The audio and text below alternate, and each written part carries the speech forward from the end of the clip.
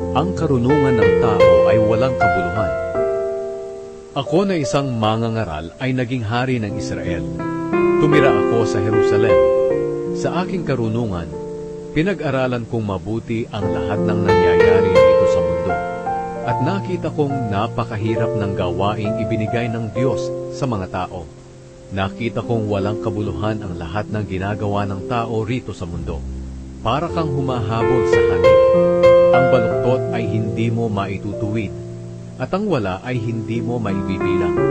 Sinabi ko sa aking sarili, mas marunong ako kaysa sa lahat ng naging hari sa Jerusalem. Marami akong alam.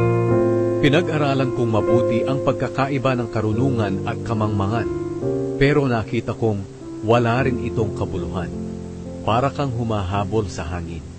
Dahil habang nadadagdagan ang kaalaman ko, nadadagdagan din ang aking